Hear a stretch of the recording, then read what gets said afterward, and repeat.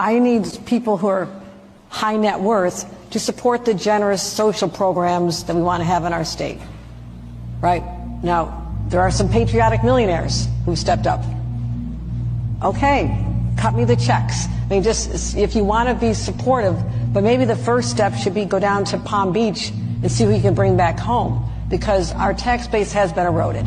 So I philosophically don't have a problem. It is like I have to look at the fact that we are in competition with other states who have less of a tax burden on their corporations and their individuals. And I would say remote work changed everything. There were people who could only work in an office in Manhattan and work in New York State, and they were captives to our state. They were going to stay.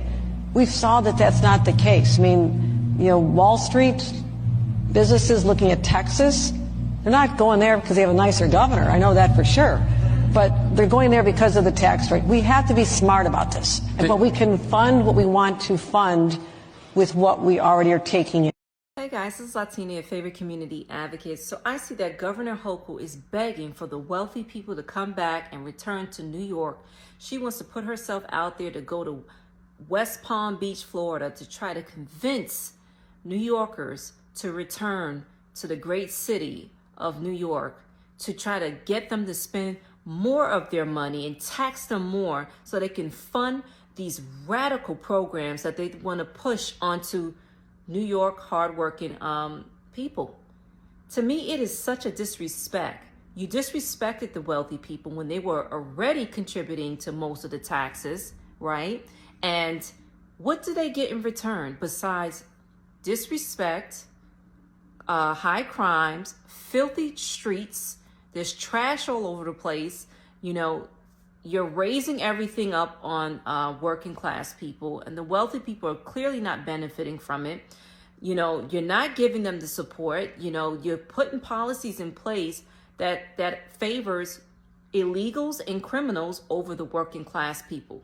If I were the wealthy people, and I'm speaking not just for New York, I'm talking about like in places like New Jersey, Virginia, California, I would leave in a heartbeat and go into a Republican state, a state that's going to respect me, respect my hardworking money, make sure that my family is safe, and never return. Because it is such a disrespect. It is such a disservice. You're pushing a socialist agenda that doesn't align with working class people. America is a capitalist country, okay? That's how we started, and that's how it should end. Once you enter the world of communism, look at Cuba. Look at Cuba. They can never go back. Reversing the damage is going to take decades for Cuba. You guys are trying to make New York City look like Cuba, and that's not the route that we want to go. So while you're sitting here pandering to Mondani and his radical base, be prepared, Governor Hochul, for more people to leave New York, which is unaffordable. You regulate everything. You can't be a property owner. You can't be a business owner. What is left in New York to make people want to return to a crime-infested, disgusting state, let alone city? What is there for them to return to, Governor?